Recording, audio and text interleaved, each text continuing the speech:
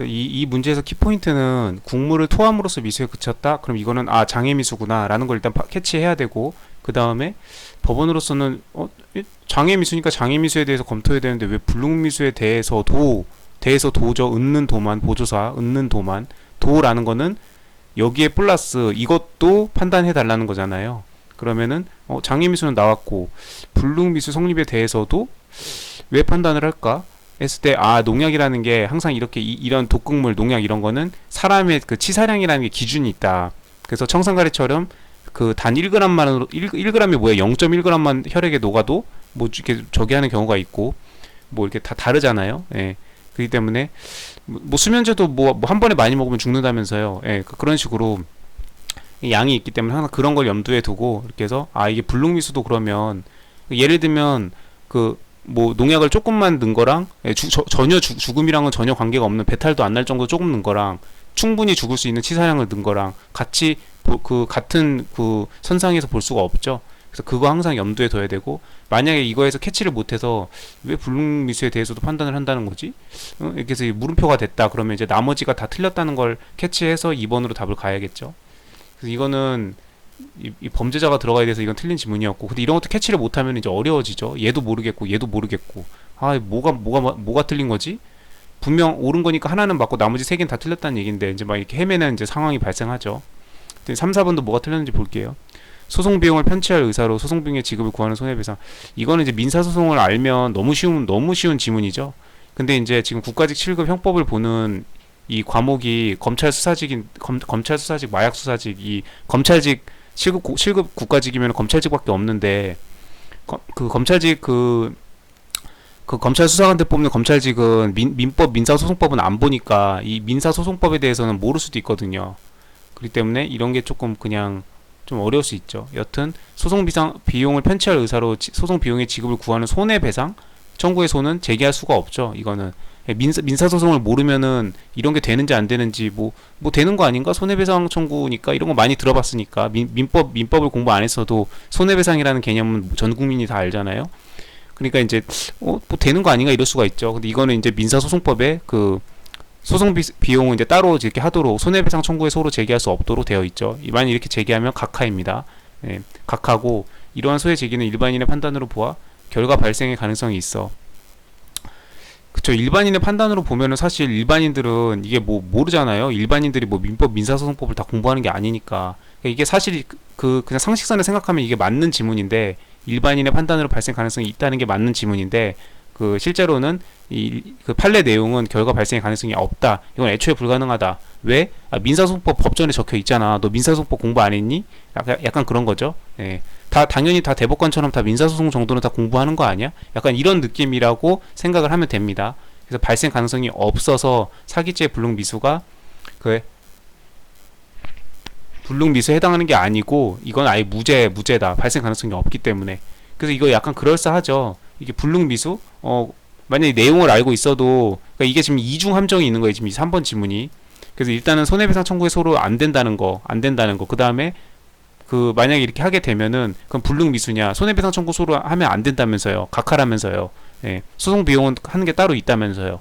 그러면은 손해배상 청구를 이렇게 서로 제기한 거면 그럼 이거는 그럼 불능미수네. 그럼 애초에 될 가능성이 없었으니까 이렇게 생각할 수가 있는데 그게 함정이고 불능미수가 아니고 그냥 아예 무죄입니다. 아예. 예. 불능미수랑 무죄는 다르죠. 예. 불능미수는 아까 여기 위에 위험성이 있기 때문에 발생할 가능성은 없지만 처벌을 하는 거고 이렇게 지금 손해배상 청구 소를 제기한 경우에는 위험성이 있기 때문에 처벌할 필요조차도 없다는 얘기예요. 아예 그냥 무죄입니다. 그러니까 지금 이거는 지금 두 가지 이중 함정을 다 알고 있지 않으면은 빠져나가기 힘든 지문이죠. 굉장히 매력적인 오답들이죠. 네. 이걸 캐치 못하면은 위험성 판단은 그치 인식한 사정을 놓고 이 판단으로 뭐가 결과 발생 가능성이 따져야 한다. 이렇게 늘상 많이 보는 그 문구 문맥이기 때문에 이런 걸 캐치하지 못하면은 이거 맞는 건데 이거 아무리 봐도 맞는 건데 돌아버리겠네 이렇게 되는 거죠 이제. 요런 게 아주 그 어려운 그 문제일 수도 있어요. 이게 국가직 7급이 국가직 시험이 좀 되게 그 국회직 시험이나 경찰 시험이나 뭐 이렇게 좀 이렇게 객관식 난이도가 좀 높은 시험에 비하면은 좀 이렇게 그런 면에서는 좀 문제가 깔끔하고 지문들이 이렇게 좀 깔끔한 편인데 은근히 어려워요. 은근히. 네, 은근히 이렇게 매기는 그 문제들이 이게 총 25문제니까 한 4-5문제는 이게 좀 어려운 문제들이 있습니다. 이거 좀 약간 어려운 문제로 보여요, 제가 보기에는. 불능미수가 아니고 그럴싸하지만 무죄다. 그냥 무죄다. 이거 굉장히 이거 빈출입니다, 이거.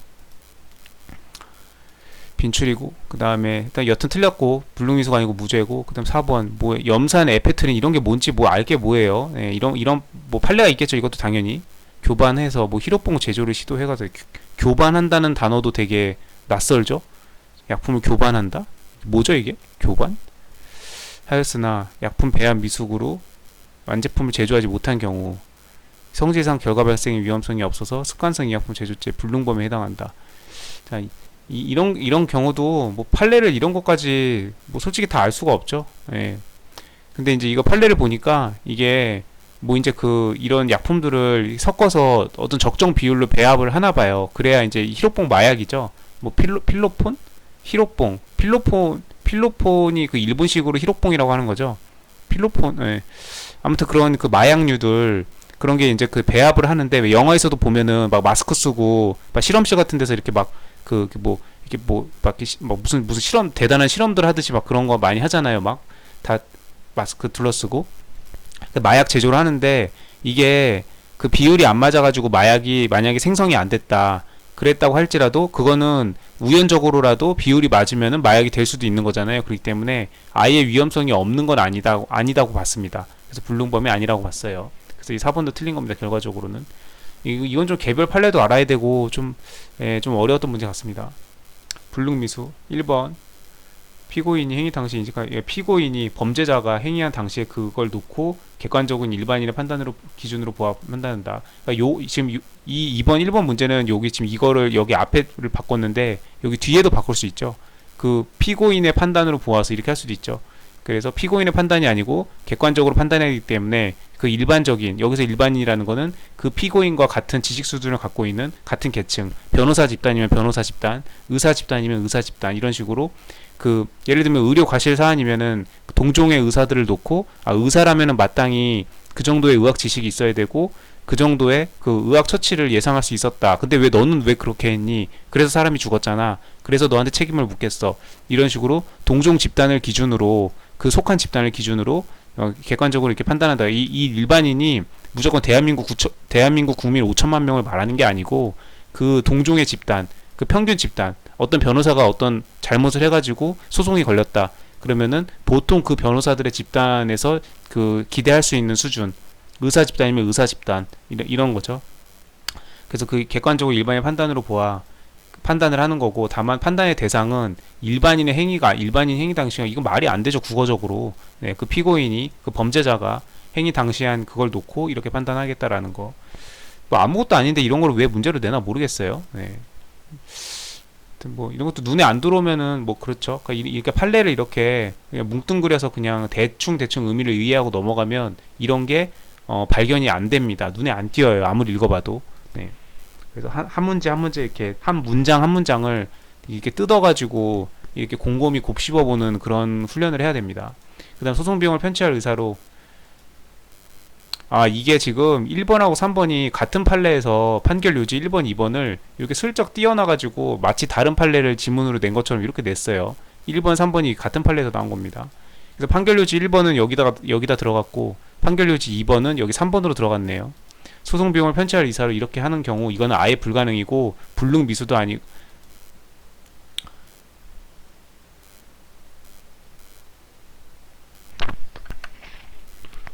그래서 불능범에 해당한다라는 거. 2번 여기 3번 내용은 밑에 가서 좀 자세히 볼게요. 그 다음에 2번 농약을 탄 배추국 먹였던 거 이게 84년도 판례였습니다. 네, 뭐 당연히 알 수가 없죠. 뭐 80년대 판례까지 뭐 다 꿰고 있는 건 아니니까. 피해자를 독살하려고 동인이 토함으로써 장애미수죠. 그 목적을 이루지 못한 경우에는 피고인이 사용한 독의 양이 치사량 미달이어서 결과 발생이 불가능한 경우도 있을 것이고 이런 경우도 있을 것이니까 그거를 고려해가지고 해야 되지 않겠냐. 그래서 장애미수뿐만 아니라 이런 불능미수가 된 사정이 있는지 그거를 동시에 둘 다 구별하여 처벌하고 있기 때문에 그것도 고려를 해봐야 될 것이다. 좀 더 심리하여 피고인의 소위 중 위 미수 중 어느 경우에 해당하는지 가렸어야 할 것이다. 근데 아마도 원심에서는 그냥 이 토했다는 사정으로 장애미수로만 해서 처벌을